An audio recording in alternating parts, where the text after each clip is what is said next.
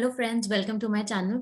आज के वीडियो में मैं आप लोगों को टैक्स ऑडिट का एक इम्पॉर्टेंट सेक्शन 43B उससे रिलेटेड बताऊंगी कि वो क्या है और उसको आप कैसे वेरीफाई कर सकते हो। तो आइए मैं आपको सबसे पहले एक्ट में ले चलती हूँ। एक्ट क्या कहता है?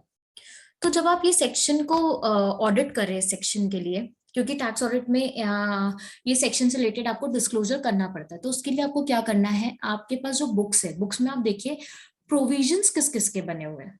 प्रोविजंस से ही रिलेटेड आपका ये सेक्शन है।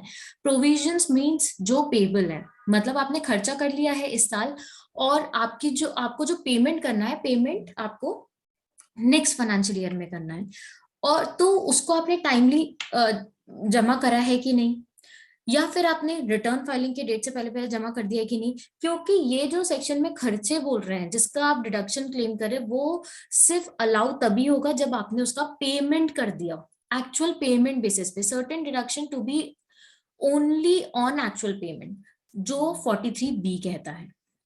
अब फर्स्ट जो है उसका है any sum payable by the assessee by way of tax duty cess और fee by whatever name called under any law for the time being in force.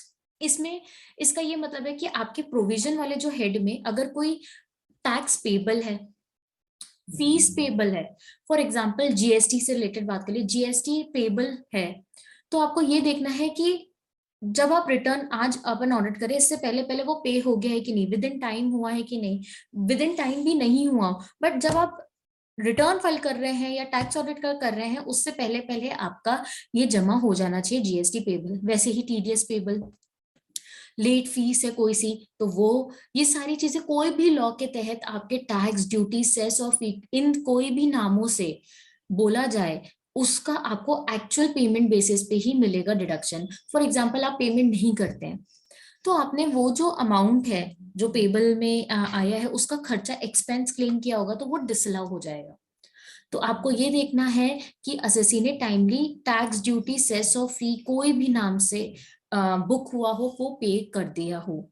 इसके बाद नेक्स्ट है any sum payable by the assessee as an employer by way of contribution to any provident fund, superannuation fund, gratuity fund or any other fund for the welfare of employee।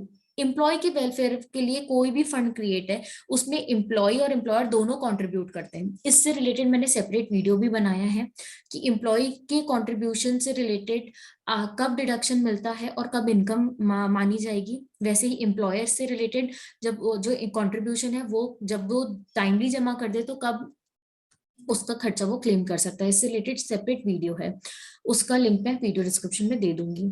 यहाँ per employer contribution की सिर्फ बात की जा रही है। जो employer contribute करता है एम्प्लॉय वेलफेयर फंड से रिलेटेड, उसका डिडक्शन कब मिलेगा? एक्चुअल पेमेंट बेसिस पे। अगर एम्प्लॉयर ने पेमेंट नहीं किया है तो उसका नहीं मिलेगा। तो एम्प्लॉयर को पेमेंट करना बहुत इंपॉर्टेंट है। Any sum refer to in clause 2 of sub section 1 of section 36। ये जो सेक्शन है ये एम्प्लॉय को जो आप कमीशन या बोनस देते हैं इससे रिलेटेड है। तो आपने जो भी कमीशन या बोनस पेबल है, अगेन आपको प्रोविजन में चेक करना है। करेंट लाइबिलिटी में ये सारी चीजें आपको मिलेंगी। तो आपने प्रोविजन बुक करा होगा कि आप फ्यूचर में ये पे करोगे, future in the sense next financial year में आप पे करोगे, तो वो पे हो जाना चाहिए before return filing period. Return filing date से पहले पहले ये पे हो जाना चाहिए, कौन सा कमीशन या बोनस जो आप एम्प्लॉय को दे रहे हैं, तभी वो डिडक्टेबल होगा, टैक्स डिडक्टेबल, अदरवाइज नहीं होगा। ये जो मैं डिडक्शन बोल रही हूँ, डिडक्शन मतलब क्या है, आपने ऑलरेडी एक्सपेंस क्लेम करके रखा है प्रॉफिट एंड लॉस में। अगर आप ये इसका नहीं जमा करेंगे, एक्चुअल पेमेंट नहीं करेंगे एम्प्लॉय को, तो ये जो आपने एक्सपेंस क्लेम किया है जिसके कारण आपका नेट प्रॉफिट कम हो गया है, वो उस पर एड बैक हो जाएगा और आपका नेट प्रॉफिट बढ़ जाएगा। नेक्स्ट है any sum payable by assessee as interest on any loan और borrowing from any public financial institution और स्टेट फाइनेंशियल कॉर्पोरेशन और state industrial investment corporation in accordance with the terms and condition of agreement governing such loan and borrowing. अब इसके लिए आपको क्या करना है, आपको लोन्स में जाना है, सिक्योर्ड लोन्स। आप लोन्स में जाएंगे, लोन्स लाइबिलिटी, वहां सिक्योर्ड लोन्स में आपको अगर लोन किसी फाइनेंशियल इंस्टीट्यूशन से लिया हुआ दिख रहा है तो उसमें आप इंटरेस्ट देखिए, जो इंटरेस्ट है वो एक्चुअली पेड है कि नहीं, पेबल तो नहीं है। पेबल है तो आप देखिए आज के तारीख से पहले पहले पे हो गया है कि नहीं। जब आप रिटर्न फाइल करेंगे तो टैक्स ऑडिट कर रहे हो उससे पहले पहले पे हो गया है कि नहीं इंटरेस्ट, जो भी इंटरेस्ट अमाउंट पेबल होगा वो डिसअलाउ हो जाएगा, क्योंकि आप इंटरेस्ट खर्चा क्लेम करते हैं प्रॉफिट एंड लॉस में, तो सारे इंटरेस्ट एक्चुअली पेड होने चाहिए, तभी अलाउ होगा उसका डिडक्शन। ये तो पब्लिक फाइनेंशियल इंस्टीट्यूशन की बात होगी। नेक्स्ट जो पॉइंट है वो शेड्यूल्ड बैंक से बात कर रहा है, मतलब बैंकिंग इंस्टीट्यूशन से आपने लोन लेके रखा है, तो आपको इसका इंटरेस्ट एक्चुअली पे करना है। और कोऑपरेटिव बैंक से लिया है, other than primary agriculture credit society और a primary cooperative agriculture and rural development bank, इन तीनों से अगर आपने लोन लिया है तो ये अप्लाई नहीं होगा। अब एक सिचुएशन ये आती है कि आपने जो इंटरेस्ट है जो पेबल उसी को लोन में कन्वर्ट कर दिया, तो क्या फिर वो इस पॉइंट में कवर होगा?